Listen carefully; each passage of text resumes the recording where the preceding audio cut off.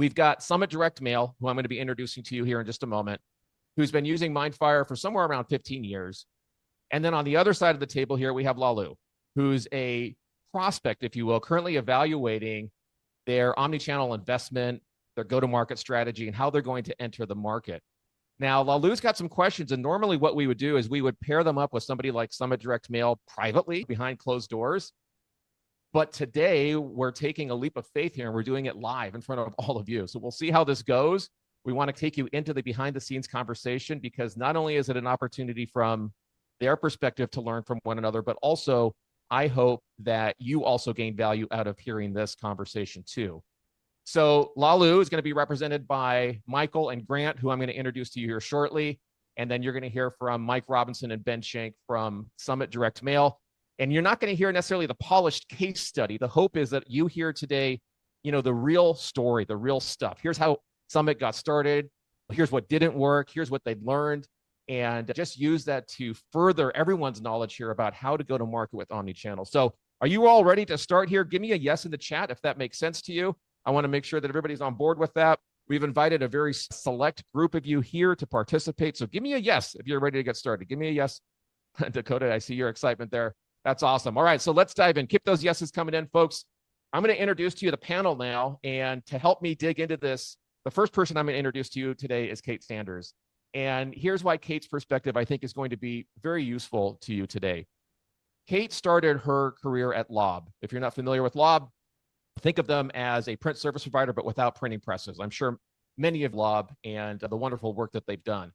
At Lahlouh, she was on the front lines helping customers figure out, how do we leverage distributed print? How do we take advantage of the USPS promotions, the incentives, and all of that? And these are some of the key ingredients that are required for omnichannel success. So when BCC Software and Mindfire announced our partnership earlier this year, collectively, we started looking for someone to bridge the gap between BCC's postal expertise and Mindfire's omnichannel platform. And Kate was a no-brainer to fill that role. So Kate, thank you for being here with us today. How are you this morning? I'm great. Thanks so much for having me. Yeah, I'm super excited to be here. This is right up my alley of really figuring out how to bridge that physical world into the digital world that we're also accustomed to these days. So I'm excited to be here. Thanks for having me. Yeah, it's great to have you here with us. And now let me introduce Mike Robinson and Ben Shank from Summit Direct Mail. I'm going to start with Mike. Mike has been with Summit virtually from day one, 2003-ish. And in that time, he's watched his company transform really from the inside out. And he's been a huge part of that. I'll let him tell you a little bit more about what Summit's doing, but they're mailing somewhere around 1 million to 1.5 million pieces per day right now.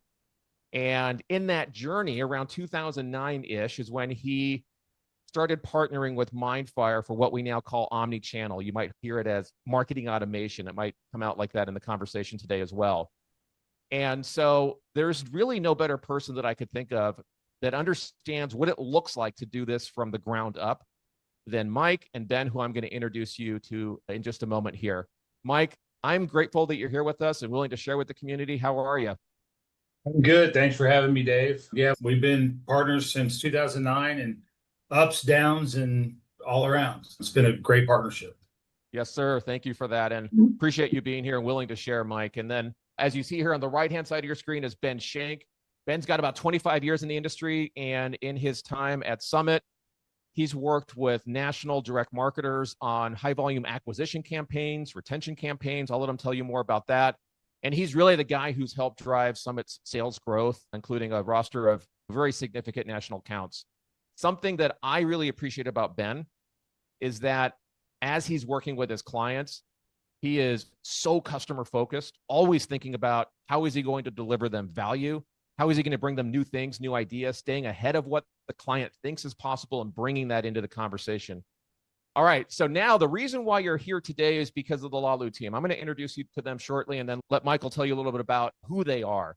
Michael is their VP of sales, and he's got over 20 years experience in print, and he's leading their 7-person team, sales team there at the company. And he was sharing in our call preceding this to get ready for everything today that they're growing 45% year over year. 45% year over year, working with pharmaceutical, biotech, healthcare clients. That's pretty impressive. But here's the thing, Michael's exactly where many of you are as you're thinking about your omni-channel direct mail journey, he's got a successful print operation. They're doing direct mail, but now he's asking the tough questions. How do we roll this out thoughtfully? How do we avoid the mistakes that others have made? How do we get our sales team on board? How do we operationalize this? And so my goal in the conversation today is to get Michael to ask the real questions that probably many of you have as well in this peer-to-peer learning environment. Michael, thank you for being brave enough to live this out in the open, and just take a moment to introduce yourself and your company. Sure. Yeah, thank you today. I'm looking forward to getting all of Summit's trade secrets today. So we can ease our introduction into this market. Lahlouh's been around for 45 years, and we're the kind of that classic general commercial printer that over the years, in response to our customers, we've added on capabilities, added on direct mail, added on selling brand merchandise. And that's all been great and successful. We really see, as we move forward, the tremendous opportunities to continue to double down on direct mail. So we've done a lot of investment in equipment, a lot of investment in technology. And the more we get into that, the more it's clear that we need to coexist, integrate with, figure out how do we play within the omni-channel world, and how do we make that a competitive differentiation for us moving forward. So that's why we're looking at Mindfire. Awesome. All right, next to you here on the right of the screen is Grant, and he's Chief Data Solutions Architect. Grant, I know you're the guy who actually has to make all of this stuff work, right? So when the sales team sells something, you're the one that this is going to come down to execute and operationalize with you and your team. Grant's been working with data processing for direct mail since about 2007, and he knows the pain, the joy of navigating postal regulations and data in order to drive data-driven direct mail and automate workflows that actually scale. So Grant, thank you for being here with us this morning. How are you? Oh, thank you, David. I am doing great. I'm really looking forward to hearing how to set up something like this the right way. I've set up a lot of things. Very few of them have I set up the right way the first time. It gets there.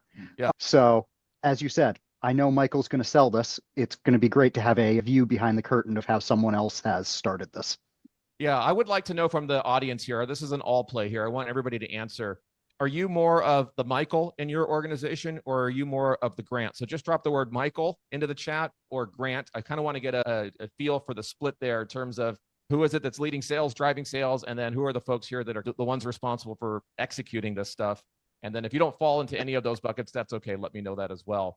So let's get started here right away with the first kind of question here that I have for Mike Robinson. And here's what I want to do with you first, Mike. I want to know, as we were doing through our prep call, Michael was starting to ask you this question as well. And everybody sees kind of where you're at today, 1.5 million pieces a day. You've got this omni-channel thing figured out. But I remember back when you were just getting started, let's say 2008, 2009, it was new to you.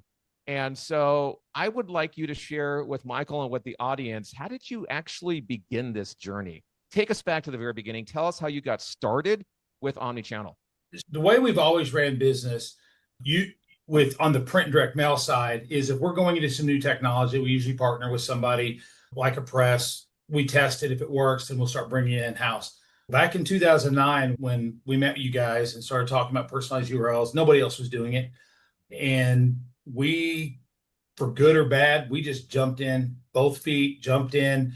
We subscribed to your service, paid the fees, whether we used it or not. So that really got us, which I don't necessarily know if we do that today, but it really got us to force us to understand the process, get out of our comfort system, and just start roll with it and make people adopt this. At that point in time, nobody else was doing what you guys were doing. Adopt this really cool technology and integrate it with direct mail. What was in your head at the time, Mike? If you can remember back to that, you, John, maybe you can tell everyone who John is.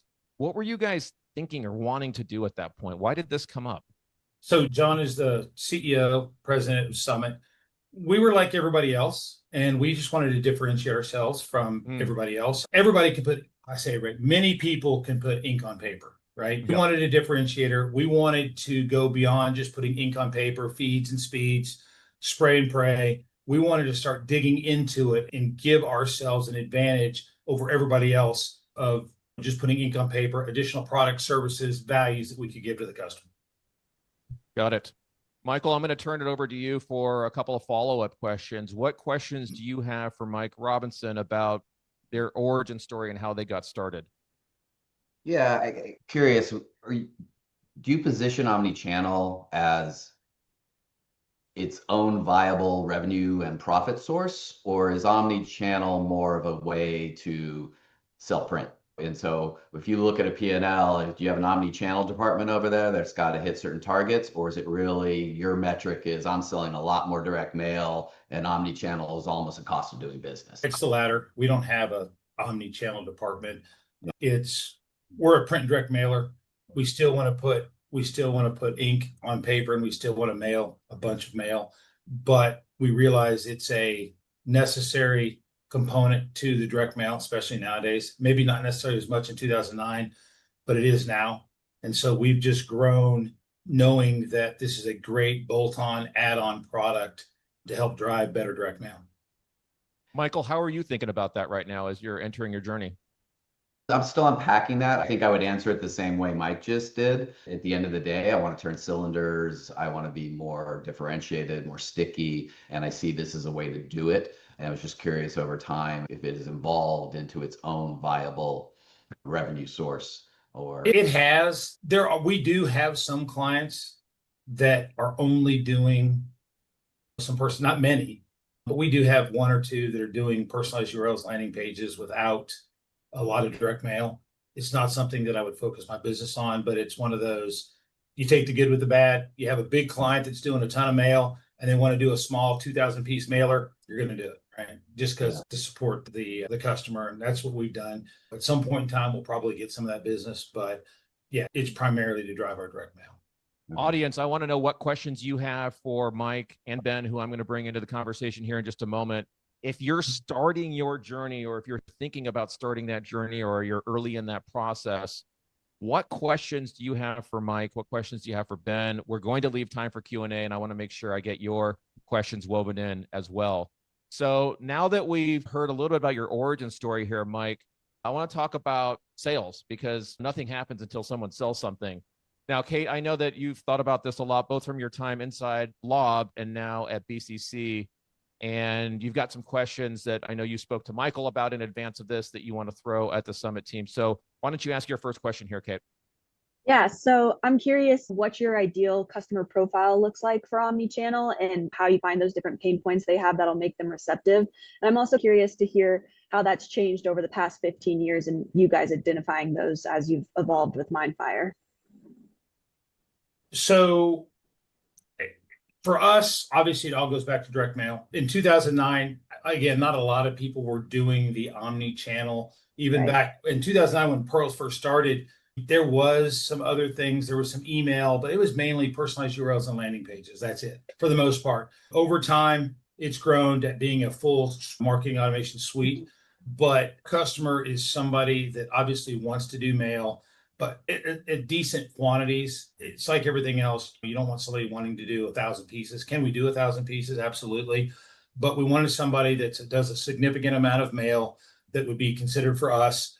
And we then work with them in integrating some of these other technologies. For us, the biggest challenge is, unfortunately, a lot of these companies are siloed, and there's a big fight between direct mail or the mailing side versus the digital side. Our goal is to try to find customers that are open and receptive to allowing both sides of that company work together. Yeah. We do have some that don't, and it's a challenge, but the perfect customer would be somebody that will allow us to come in with direct mail, bring in this omni-channel solution that gives us the ability to marry direct mail with the internet and the web and digital. And for us, for example, I'm mailing a blue and green piece. Well, I want blue and green omni-channel marketing colors. I don't want pink and purple. And that's the challenge that we have to face with some of these people. And sometimes it works and sometimes it doesn't. But again, our best potential customer is somebody that's open to allowing us to jump in feet first with everything and show them what we can do.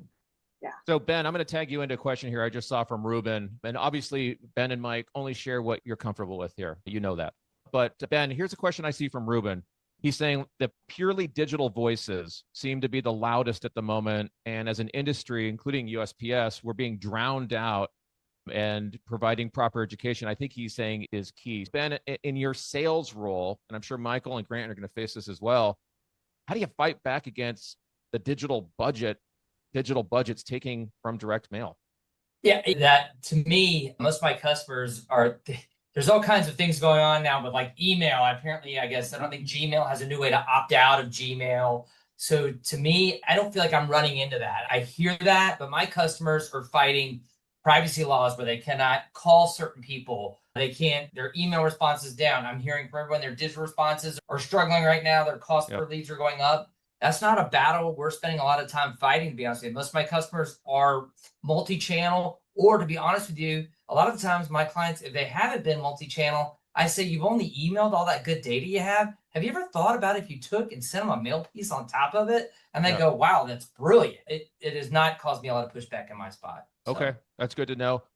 Mike Robinson, I'm going to hit you with 2 or 3 quick questions. And then Michael, I want to tag you in to see if you have any questions about ideal customer. So I see from the chat, Sean is asking average quantity for omni-channel jobs. And Dan, my friend Dan, is asking, what verticals are you selling to? So Mike, whatever you're comfortable answering there. So there's really not a volume. It's based on the product, right? You just got to ROI it out, right? So there is a cost to do this product, just like there's a cost to do mail, cost to do email. I don't necessarily have a threshold. It's just what fits best for the customer. And by adding these components, does it ROI out? As far as verticals, the only vertical that I've crashed and burned in direct mail with personalized URLs would probably be the senior market. We were selling final expense. So those are the 80-year-olds. But again, that wasn't now. That would have been probably back in 2011 and 12. It didn't ROI, it didn't justify. But I can't think of a vertical where this solution wouldn't work. Other than the 90-year-old person that doesn't have a digital presence that we're marketing to. Michael, before we move to the next sales question here, ideal customer profile is teed it up. Questions that you have for Ben and Mike on that? Yeah. So within that ideal customer profile, is there a pattern you're seeing? You mentioned the cross-departmental challenge.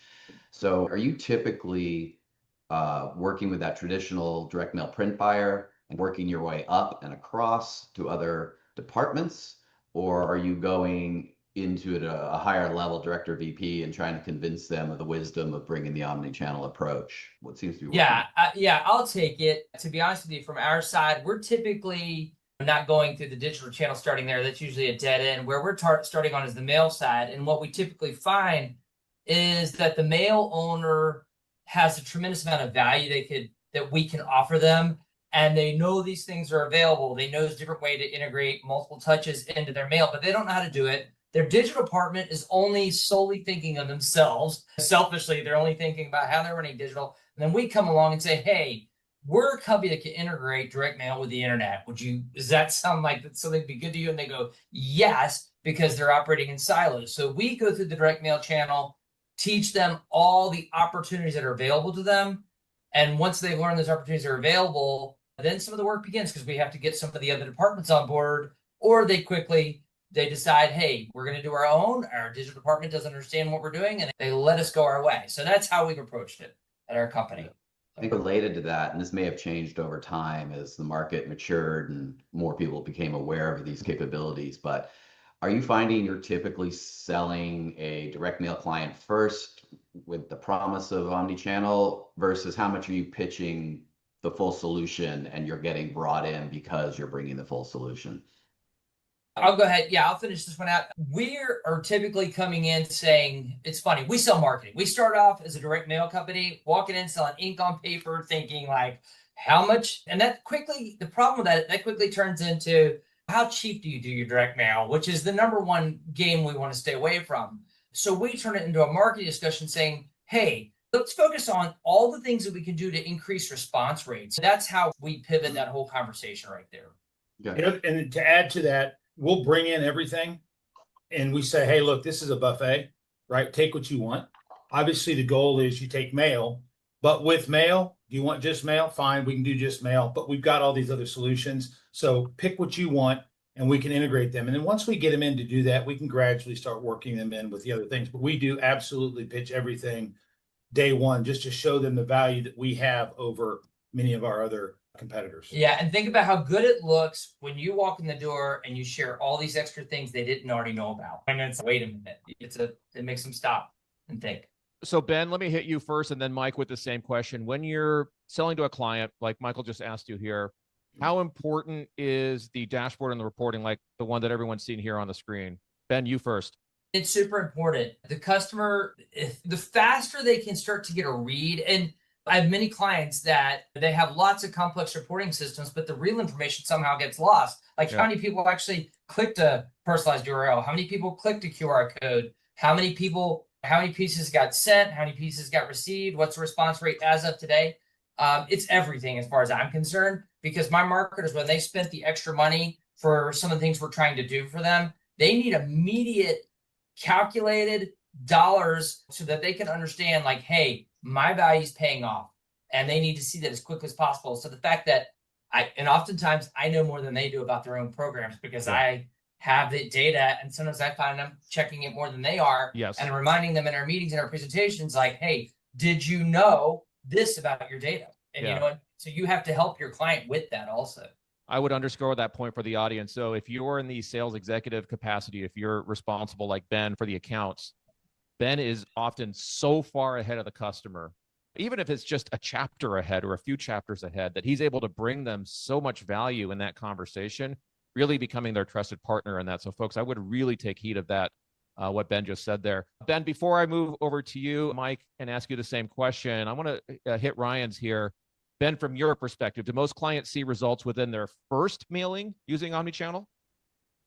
I'm going to say that it's like anything else. I hope we can at least prove to them that we're breaking even on the first, but you're going to see some results. You're going to have positive analytics. Whether or not the ROI is there on the first campaign, but remember, you've got some setup costs. There's a lot of things to think about in the first campaign, and there's some optimization you have to do. But usually we hope to break even on the first time out of the box, and maybe we have to optimize it. But I would say usually I do walk in the door promising that they're going to get a boost in response. I do say that. I have some case studies to back me up, usually support, know what I'm doing. But usually I expect to do no worse than breaking even in the worst case scenarios, always. Mike, what about you from the perspective of selling to a new client? How important is the reporting and dashboard like we see here on the screen? Very important. What I'll comment on that last question you asked is, even if you don't and you break even, the value is the additional data that you have inside these reports, right? So you now know by name, by address of the people that are responding. And if you don't get them, even if you just break even and your costs are the same and you have the same customers, you win. You win because now you have all those other people, because everything is a waterfall. You get 100 people respond, of the 100, 50 do this, and then ultimately 25 people take you up on the offer. Now I know all 100, right? So whether or not you break even, you now have 75 more people that you never knew were responders. You now have as responders that you can push down other marketing automation channels and push, because a responder, someone who responds, has value, and you've got them to respond. So now you can push, a different offer, a different tweak to the offer, whatever. So no matter what you do, you have a lot more value in the back-end reporting and tracking. Michael, tagging you in here now. So as you're thinking about selling to a new customer and the value of the reporting and the analytics, questions that you have for Ben or Mike? Yeah, so the value proposition seems pretty clear. And I'm curious, just going back upstream in terms of the top of the funnel, are you finding these kinds of customers and bringing them to you, meaning is the marketing team finding these customers and bringing them to sales, or is it really more old school printers where it's the sales team out there using this new positioning, beating the bushes and finding leads so that you can actually make these pitches? We don't have really a marketing team. It's all sales. Okay. We're 100% sales driven organization. Everything that comes in our door is either from Ben, myself, or the other 2 to 3 sales guys that we have. And we're selling it as sales guys never say no, right? So we say yes, and then we figure it out. Everything we do comes from our group. There is no other group that's doing anything else to try to drive any of this. Okay, thank you. And again, there's other companies that have marketing teams. We do some marketing, but not much. And I'm sure there are other companies similar to us that actually have marketing teams that do this stuff. We just don't. Okay, thanks. Grant, I saw you chuckle there. We're going to move on to what hits you now when sales says yes, and you have to figure out how to get it done. So let's talk about how you do this and how you actually operationalize and deliver it. I know I see a lot of folks in your position, Grant, who, realize that their sales team just sold something, and then you have to figure out, wait, what did you just promise them? What are we supposed to do? Now, I know that, Kate, from your point of view, you've been thinking about this operational side, both from your time at Lahlouh when you're watching and helping that company scale, and now as you're helping MSPs figure out how to build these capabilities from within BCC. Why don't we start with you, Kate? Turn your first question to Mike, and let's start to dig into what Grant needs to know about operationalizing this. Yeah, so I'm curious as a whole what your team structure looks like from sales to final execution of these omni-channel products to really launch this successfully. Again, we are very lean at Summit. There's a lot of people, there's a lot of other companies that have other departments and divisions. Ben and I are probably the champions. I was the original champion. I've drug him in, so he's a champion as well for this. We don't have very much back end. The original platform back in 2009 that we were on, I did have a developer that actually helped develop pages. But because the way that we do a lot of stuff and a lot of custom things, this is going to be a sales pitch for Dave, and you'll see a big smile on his face, but we utilize his team. His team is very good. They've got great managers. You broke up a little there, Mike. What did you say?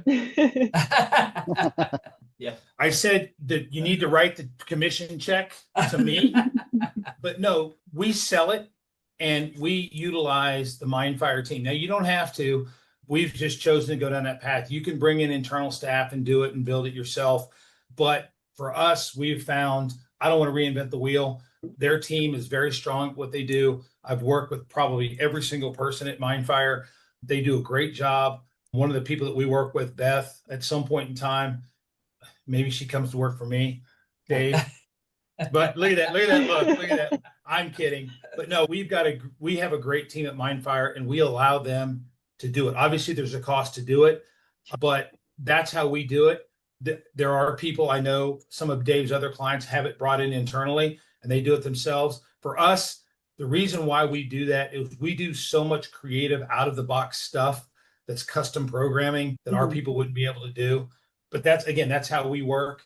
And there potentially is a cost savings there as well. You don't necessarily have to hire a team of developers that if you don't have any customers, you got guys sitting there doing nothing. But we're constantly changing and doing custom programming and helping Mindfire build new products and services. It's just easy for us to work with them. So your handoff is sales, and then to delivery, use Mindfire's expertise to support you guys on that. It is, but we are still 100% involved. Ben and I are involved in almost every single call. There are times that we hand off and say, guys, this is just basic programming stuff. You guys take it. But every time we're on a call, we're always finding new ways to bring stuff in, new things to sell to them. Hey, we're designing this, but hey, if we can do this. So we're always trying to increase more value. But yeah, we hand it off and the actual project management's done on the Mindfire side. Okay. Thank you. Grant, I'm tagging you in now. So here's your chance to pick their brain, Mike and Ben, about what's important to you in your role. And then I'll let Michael also chime in. But go ahead, Grant. Okay, thank you. It sounds great that there's that flexibility that you can rely on Mindfire's expertise and their people if you need to, or if you're the type of person like me that I really like to internalize a lot of things and make it a very tightly integrated system with our basic or with what's running our company, that you have that option. And it even sounds like you can do it on a case-by-case basis. We'd probably lean heavily on Mindfire in the beginning. You're saying you run lean. You don't have a person who is, say, your Mindfire day-to-day expert, the one who's moving the ones and zeros around. Is that No, all? that's correct. Now, and we don't have somebody that does that just because I don't want to be a programmer. We've got enough stuff going on. We let them handle it. But with that being said, I personally have been around Mindfire since 2009, and we have come up with some very cool programs. We've brought Dave a lot of cool stuff. Hey, it'd be great if you guys could do this. It'd be great if you guys can do that. So I focus a lot of our time not on us programming new customers. I focus a lot of our time working with Dave and his team of, hey, we're doing this. However, if you guys could do this and add it, you're going to add tremendous value for me. So instead of me worrying about building day-to-day programs, I let them handle it. I work with them constantly on bringing in new value. How do we add this to it? Can we make it do this? How do we make this work better? Or can we bring in this new product? Mike, And has not to Ben min- already sold that? If when you're asking, or is in this case, sometimes you're building it and then you know that you can sell it to someone. Oh no, I've 9 times out of 10, Ben and I figured out, we say, yeah, we're going to do it. And then we call the Mindfire team and said, you guys got about 6 weeks to figure this out. 6 Yes. weeks? Yeah. Usually it's Well, 6 no, hours. it's 4. It's 3 or 4, Dave. We know that. And anyway, but one thing I'll say is our customers really don't care how we get there. We've done it a number of ways. We've had guys working that are part-time, helping us build small campaigns quickly using your platforms. And then we've gone the full gamut for somebody where it's an enterprise client. We're like, you know what? This is big. We need to approach it as an enterprise client and bring in a full proposal and bring in the account management team from Dave's and the project management expertise. Yeah, we've done it all ways. I would just say, Mike, not to necessarily forget that the Jamies, the Davids, the Arts that are helping you out. Kind of what are those roles in supporting you through this process on your team? So it's more the data processing side. We do have someone who can do some APIs that can help work with APIs. In order to load it into the Mindfire platform, you have to have a good data set, a clean data set, and the understanding of the personalized URL platform, which we do have some people. Obviously, we utilize BC. So we take things through BC, get it formatted the way we want it, add the additional fields we need. So we do have a very strong data processing team just by default because of all the direct mail that we do. But we've got 2 or 3 people on our side that understand the platform enough to know, hey guys, you're making a mistake. You forgot this, you forgot that. Make sure you add this. We need this criteria. So we do have some people that understand it, but the core of driving the product is typically working with Mindfire because fortunately or unfortunately, I would say 90, and you agree or disagree, Dave, but 90 to 95% of the stuff we do is stuff that Mindfire does or can do, but there's always something custom that we have to write that's something on the back end that we have to write to make the product work. And that's a great thing about the Mindfire product is if it's not there, 9 times, 8 times out of 10, we can figure a way for them to get it there in the product. Ruben, I'm going to hit your question. I know this is one that Mike is passionate about, but before I do that, Michael, as you're thinking through how to operationalize this, and as you're thinking about ownership and what they're expecting of you, what questions do you have for Mike on this, Mike or Ben? Yeah, so for me, what I've observed is that a good implementation starts with a good scope. So on your team, who's responsible? 10 years in, is it you two that there really have to be the sort of the responsible adults in the room and get in, ask the right questions, get the scope? Or have you been able to transition that to any of your reps or have a sales engineer or business analyst that can get in there and really get a good scope developed? Yeah, so we are part of the process. There's no way around it. The sales guy has to be the part of drive the process. He has to, once he has a customer who's got a level of interest, then you have to really start scoping out the project. That was like, I think I told Dave this not too long ago. I said, Dave, the number one thing I didn't know when I did this, we'd go sell it. We didn't understand how to price it.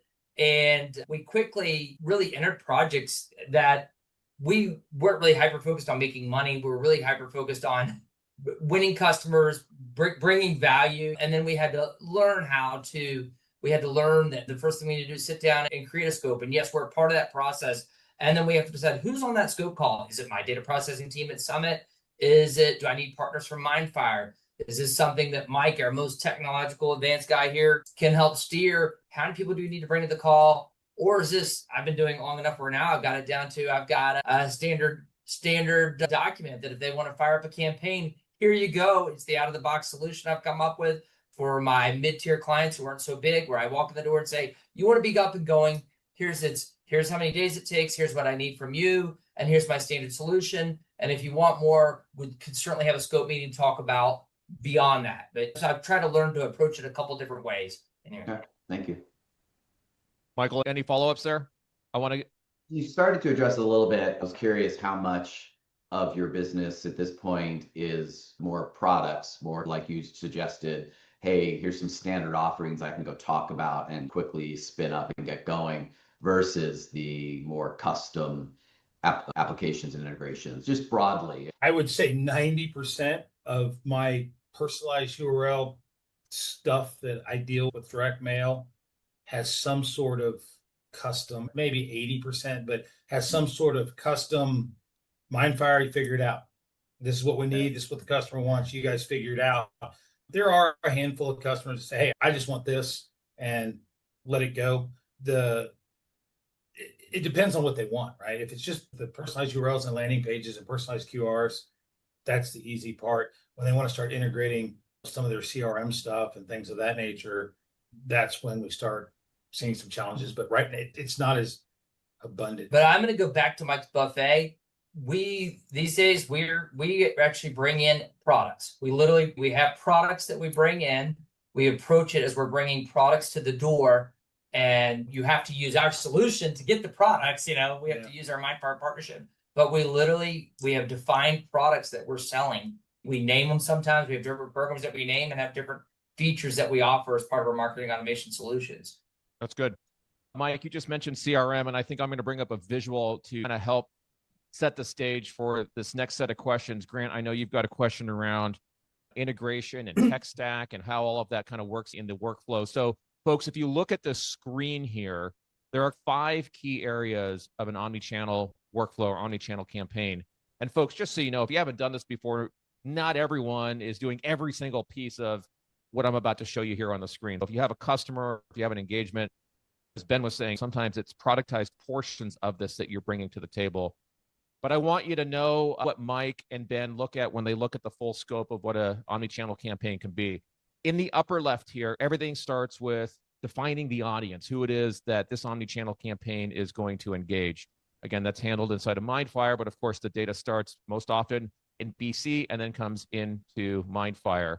Then in step 2 here on the right-hand side, we do what's called priming the mailbox, which includes not only pulling in the mail tracking data to be able to trigger out notifications based on when that mail tracking data is coming in. It also includes things like creating digital impressions around those individuals on informed delivery and other digital channels, warming that individual up or priming the mailbox in advance of that piece hitting the mailbox here. And then, of course, you've heard Mike talk about the personalized URLs. So when the recipient goes to their mailbox, pulls that mail piece out, there's a personalized URL, there's a personalized QR code, there's often a tracking phone number on that piece. When any of those digital touch points is touched or engaged with by the recipient, let's say they scan that personalized QR code, most cases what Ben and Mike are doing is taking that individual to a personalized landing page or microsite. From there, they have retargeting campaigns that come into play. I'll let them describe those to you here in a moment. And then obviously all of this is being tracked and made available in reporting like we saw a moment ago on the screen. So Grant, I'm going to go to you first. I know that you had some questions about what this looks like and what kind of integration is needed with your existing technologies. Questions that you have for Ben or Mike about this here? Yeah, you pretty much just said it right there. It's how do you integrate Mindfire with both BCC or with your customers' data stack? If you're doing that, are you receiving feeds from their CRM and having those just drip campaigns? So we are. So every customer is different.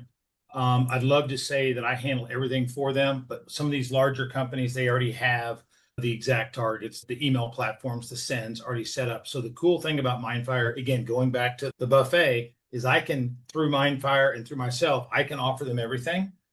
And the cool thing is the stuff that they don't want to utilize and they want to bring in-house. The great thing about the platform is, for example, let's just call email, right? They have their own email platform. That's what they want to do because they've got an agreement and whatever. It's all about the APIs or the pushes that I can then push back to them. Hey, if somebody does something and we already have their information and they hit a page and it didn't complete, but I want to hit them with an email anyway because I have them in my data set, Mindfire can push that over to them and say, hey, these people came in, they didn't finish it.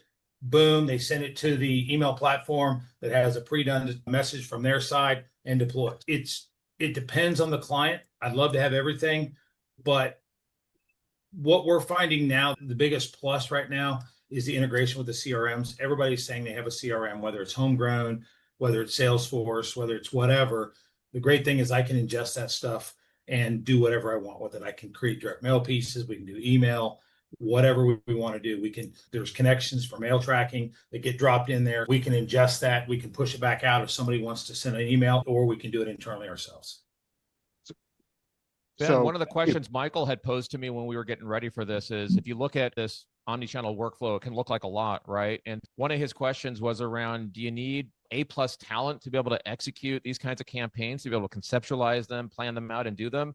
Or have you figured out a way to scale it to your average baseline of understanding within Summit in order to get this information out in front of customers? What's your view on that? The strategy has to be an A. Without a doubt, the strategy has to be an A.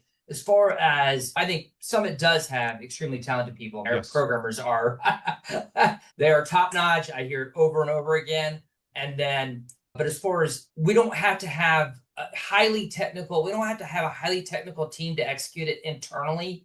We have to have a great strategy. We can find ways to build things and make them repetitive so that we're not constantly challenged having to have this high level team of technologists on our side executing the campaigns. So we have a strategy that takes advantage of our really good typical account managers, typical data processors, and as long as we build the campaign the right way, and these are repetitive campaigns, then oftentimes once we've set it, I'm not going to say set it and forget it. There's always managing maintenance, but once the initial build-ups are done on a lot of our campaigns, you do have some points of ease actually that come down. So you're not having to have that A team all the time. You can let your people manage, maintain, have traditional people play roles like quality control or doing their standard processes to make sure the machine's working all the time.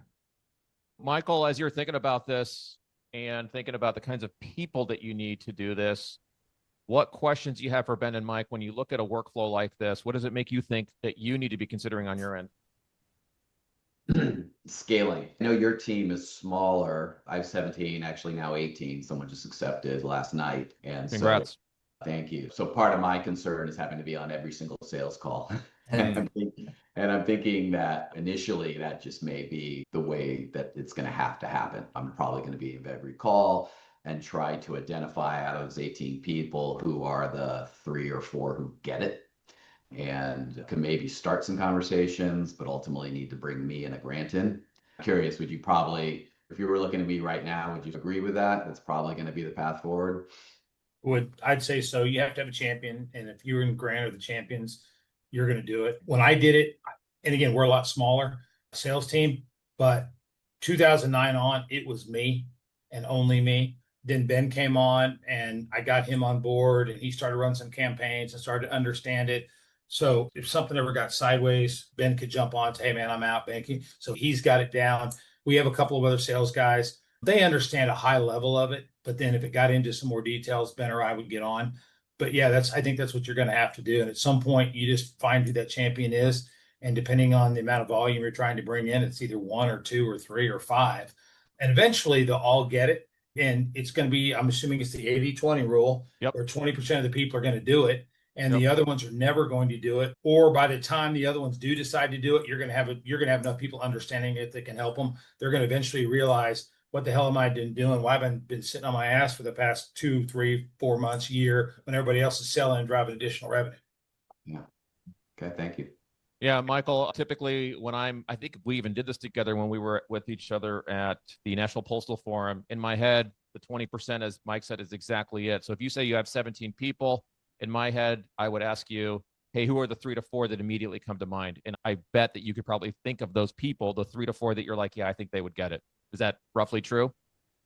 I'd say it's pretty darn accurate. Yeah. Yeah. Usually people are like, I'm not naming names since this is being recorded. No, I know. All my children are beautiful. Yeah, absolutely. What I want to do now, before we get to all of the questions that have come in and then give you, Michael and Grant, opportunities to ask follow-ups of Ben and Mike as well, is as you roll out any new initiative in any organization that requires change and change management, you always have those moments 6 months, 9 months, 12, 18 months in where something happens that you just never saw coming. But I think the companies that we've seen succeed are those that roll with the punches and just take those plot twists, and instead of getting derailed by them, learn from them and get stronger. Mike, I'm going to start with you. What was your biggest implementation lesson learned or mistake that you think you made that you would advise Michael and Grant, if they're starting fresh, to avoid? Clear documentation. I still get it. I still get customers that say, we want to build something like this. Just put something like this together. Drives me crazy, takes longer. You just need clear documentation of the flow of what you want to do. And one of the things I've been saying for years, if it's a customer that is worthwhile, I am probably the biggest proponent of face-to-face, not working remote. It drives me absolutely nuts. And I know there's people in here now probably going to hang up, but you miss out on so much collaboration, everything. Do we have people work remote? Yep. And Ben works remote, but at the end of the day, if he doesn't sell anything, doesn't matter. He's working remote. He's not going to get paid. It is what it is. But the biggest challenge is clear documentation. And the way to get clear documentation is if you're going after a customer that is truly worth it, you better sit down with them face-to-face and whiteboard. Dave, we've had quarterly meetings face-to-face with our customers, with you guys and your team. If you don't do that, you're making a big mistake. And I want to do that for the easy 5,000 piece mailer where we do a mail piece and hit a landing page. I don't care, right? Whatever, those are easy. But if it's really worth a big implementation, if you're not meeting with them and getting clear documentation, meeting with them face-to-face, you're making a big mistake. Ben, when we were in the Uber together, I forget where we were, but you told me something that stuck out around the lesson you learned around the scoping issue, around needing to actually build time into scope. Can you share that with everyone? Yeah, the number one first lesson I learned was when we got out here and started selling, we would tell them what we could do. We would show them demos, examples of what we could do.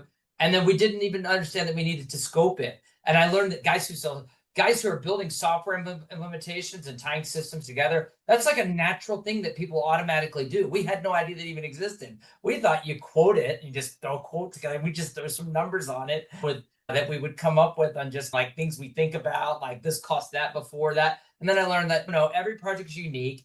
Fortunately, we have an owner and I think early on we found ourselves where we were like pretty much upside down at our first initial build outs. And fortunately, we had an owner behind us where we're really looking at long-term value, where you got to understand this costs a lot of money to build out these campaigns in the beginning. Now, that was the number one thing working against is I didn't quite understand. I have to make it say there are going to be some fees up front. And then, of course, we're in a lucky position at Summit where our owner sees the front end expense. It's just like installing a printing press. Hey, this is not going to be easy the first few months while we're running our testing. It may be months before we reap the benefits of what we're doing today. So does that answer your question, Dave? Yeah. And whatever Mindfire tells you or whatever Ben tells you as far as times, add 25%. Yeah. Because ultimately the customer is going to come back and say, oh, I forgot about this, or oh, I forgot about that. But wait, you told me you'd be ready tomorrow. Yeah, you just added six more things that you need. I would always add 25% up to the time and do that. And if we beat that, then we're heroes. If we don't, it is what it is. But at least you're covering yourself. I think your account manager, Beth, is here in the audience. Beth, take note of that and use that on mic next time. Hey, can I ask a tactical follow-up question on that scoping real quick? Because I couldn't agree more. And we currently build out portals and online solutions for sales teams and gifting and things like that. And so one of the challenges, I'm the guy who's the technical liaison and selling all that up front. Tactical question, have you developed a role on your team that you can call in who can do the documentation so you're not having to, and maybe this is directed at Ben, do you have someone you can bring into a call who can hammer out documentation for you, or is that just we're pretty much we're a lean mean sales team here. We're doing a lot, and I think you even were asking before, hey, do I need to be involved in all the calls? Like I bring Mike in, I got him heavily involved to bring in the Mindfire account management team. I'm doing a lot, I'm documenting. And Mike really leads that role in technology side. When I start having to get physical items and I'm pointing domains and I'm looking up API information, I bring in Mike. And then when it goes beyond that, we start bringing in the account management team from Mindfire quite often when it goes to those levels of technical expertise. If it's a basic piece, we handle it, not a big deal. But again, it goes back to if it is something like that, we got some clear documentation. That's a sit down face-to-face whiteboard, because I'm telling you, there is stuff that falls out in translation over a phone call, over a video.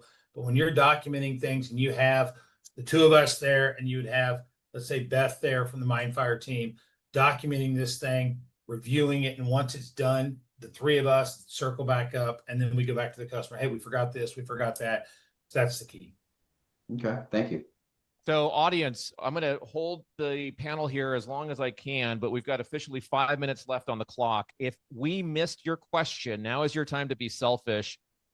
Paste it back into the chat, copy and paste it back into the chat. So it's top of my list here because I want to make sure we get your questions answered. But as you're doing that, Michael and Grant, I want you to free flow follow-up questions that you have for either Ben or Mike. Go ahead. Let's start with you, Michael, and then go to you, Grant. This may be hard to ask or answer, but if you were starting today, how long are you, quote, losing money until you're up? And I realize you've done it pretty lean and mean, but it's really about learning curve. Are we measuring in months, quarters, years? And then add 25% to it, Michael. Yeah. Yeah, I'll take that. I wouldn't call it a loser. I just don't go into, when I'm selling marketing automation, I'm bringing value to my client. I'm not focused on the making money side of it. We're looking at the long-term solution for the client. I want my client to mail more. I want to be more successful. I wouldn't say we're necessarily losing money from day one, but we're okay not making money as we build execution and implementations out because we're looking at the long-term value when they start to add additional marketing automation services. And then also you're giving them more reasons to stay with you. You've created that value. I don't think I necessarily, yes, we do. We can make a profit off doing the marketing automation services that we provide, but really at the end of the day, the majority of our revenue comes from printing and mailing.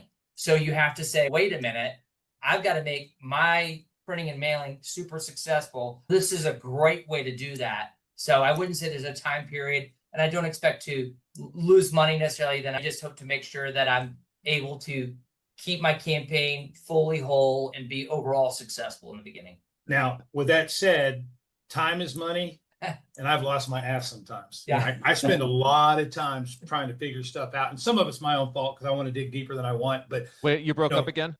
I spend a lot of time.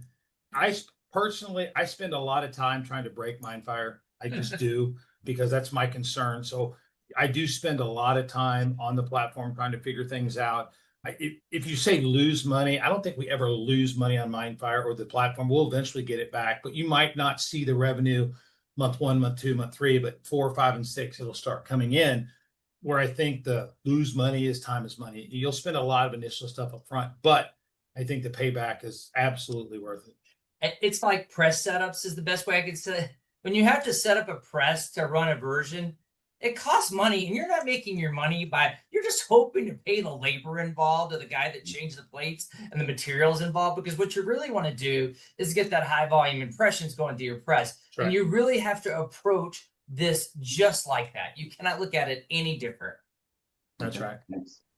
Before we lose some of the folks here, Michael and Grant, I'm going to give you more time to ask questions here, but I want to make everybody aware. If you found value in today's conversation, first of all, drop some X's and O's in for the panel here. I want to make sure that they see how appreciative you are. But I also want to let you know that next week, we're going to be continuing this conversation with a panel that I don't think we've ever pulled together before. When you think about the kind of data-driven direct mail in an omnichannel workflow, like Ben and Mike have been talking about today, there are a lot of things that need to work together, a lot of software and technologies. We've only really scratched the surface today. So next week, we're going to be bringing together the folks that you see here on the screen in a session like this to talk about the end-to-end data ecosystem that's required in order to drive these kinds of campaigns. So if you would like to attend, let my team know. I think they're going to drop a link into the chat for you to register. Again, Mike Robinson's going to be back. We're going to have Chris Lean from BCC Software, Scott from XMPie. We got Mark Johnson from HP, AJ from Silvamo, and Brenda from USPS is also going to be with us. So if you would like to attend that event and go deeper into kind of the next phase of this discussion, let my team know there in the chat and we'll get you that registration link. So Michael, back over to you, and then I'll check in with you, Grant. Michael, follow-up questions for Ben and Mike here. No, I think I'm good. I'm going to yield my time to the gentleman from New Jersey. All right, I recognize Grant then. Grant, go ahead. Thank you. Because I guess this is more directed towards Mike. Excuse me. With having the Mindfire solution, do you have less situations where you have to say to Ben, you sold what? Because you know that it can just happen? No, He still does that. It's actually not Ben. It's actually Okay. Ben and I going back to Dave and his team going, I sold this. You guys figure it out. Yeah. Because it's not something ridiculous. It's the challenge that I've always had. We're a printer and mailer like everybody else, but unfortunately, the way we run our business, I don't think there's another company that runs it the way we run it. And our thought processes are probably a little skewed and whacked, but Dave understands that. And ultimately, our goal is to do what's in the best interest of the customer. And so it's not necessarily he and I going at it. It's more us going back to Mindfire going, we got a great opportunity. Help us figure this out. And by him helping me figure it out, it's also going to help him and his team with other products and services for people like you and some of his other people. We don't all work the same way, but some of the DM 101 things that we look for can definitely be passed across to things like that. And that, like I said, it's not necessarily him and I, it's more us and the Mindfire team. Any other questions, Grant? No, it's been really great to have this conversation. I will feel a lot better about what Michael is selling. Good. I'm glad you have a little more confidence. Kate, I'm going to give you a chance to ask Ben and Mike if you have any questions. But folks in the audience, I see you're still here. I see Derek's here, Heather, Janice, Brett's here, Brandon, you're here, of course, Paul, Ryan, Tom. Oh, there's Tyler. Hey, Tyler, how are you? Jill is here. If you have any other questions for Ben or Mike or Michael or Grant, drop them in the chat. I don't want to miss them. I know I've held you a little past panel. I really appreciate it. Thank you for sticking around. Kate, No do problem. you have any questions for Ben or Mike? No, my main question I was interested in is when you guys started to see revenue and meaningful revenue from it, but you guys already went through that. So I appreciate you guys touching on that. High volume direct mail, obviously revenue comes in pretty quick. The smaller ones are the ones that take more, not necessarily cost out of your pocket money, but my time and money is money. Right. Takes more of that stuff. But I can tell you, I don't think we have a customer that we ever lost anything on by adding this type of product. Yeah, awesome. Ben, start with you. I'm curious if you have any questions for either Michael or Grant. So you're the experienced pioneer here. What questions do you have for them? I want to share something before I go that direction. Okay. And I thought to myself before we got on this call, what helped me be successful in this space? And I had the good fortune of coming along here where our owner's a sales-driven guy. He had gotten on board with Mike. They had run a test very early on with a big national direct marketer, and that test worked. That test turned into a case study. That case study has been drug around now since the day I've been here. And so you got to as you're doing this, you got to get a good case study behind you. That's my big advice. Build your own case study when it's yours. And then I think, Michael, you were asking, do I need to be on the calls?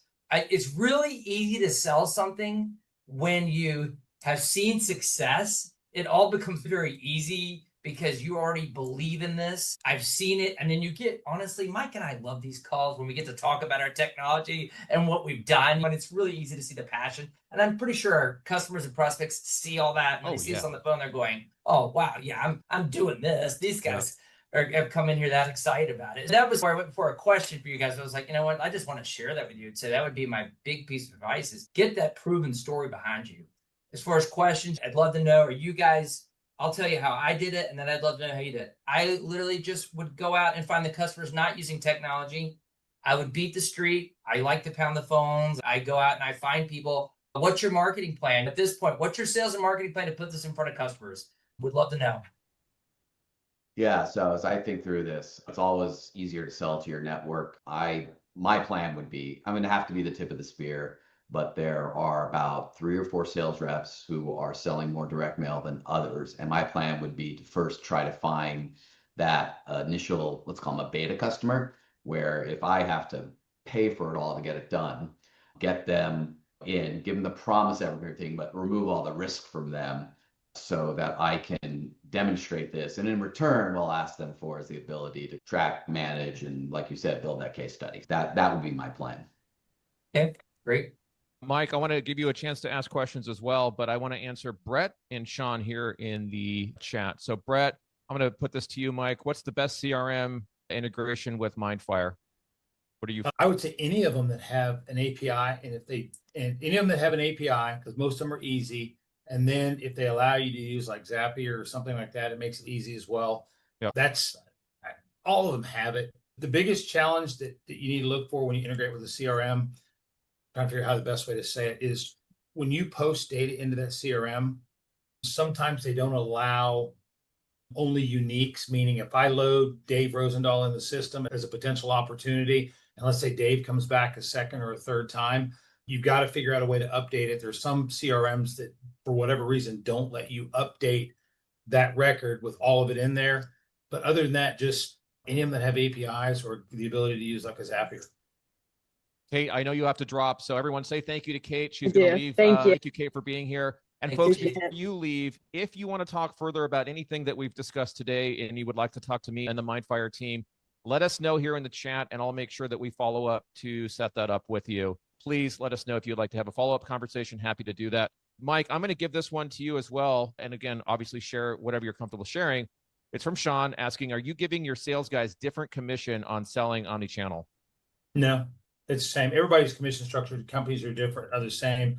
Obviously, you have to make sure that what you're doing and what you're charging for it is profitable. But it's like everything else. Again, being a sales-driven company, you don't pay your sales guys, they're not going to sell. So you better make it worth their while. Got it. All right. So Mike, any questions for Michael or Grant from your point of view? No, the only thing I'd say is, Michael, I heard you say it and I gave you a thumbs up. If you want to really get this going and build a good case study, what you said about picking somebody that you already have, showing them how it works, maybe fronting some of the costs for it up front with the knowledge that they're going to give you information back. And especially, and if it works, you'll get that money back anyway in the long run. But that's giving somebody the ability to say, hey, look, there's either no or very little risk. You got to make it, you got to figure out where that line is. You don't want to give it away totally free because then it's free, right? So you got to figure out where that value is of, hey, we're going to pay X percentage of it, or we'll do this, but you'll do this. Something that makes it a value to them where they're still paying for something. So it's in their best interest still to try and make it work. But sounds like you're going down that right path. That was my comment. No, and I agree with you that when it comes to selling online portals, online stores early on, I saw a lot of people waste their time giving it away, but people don't value free.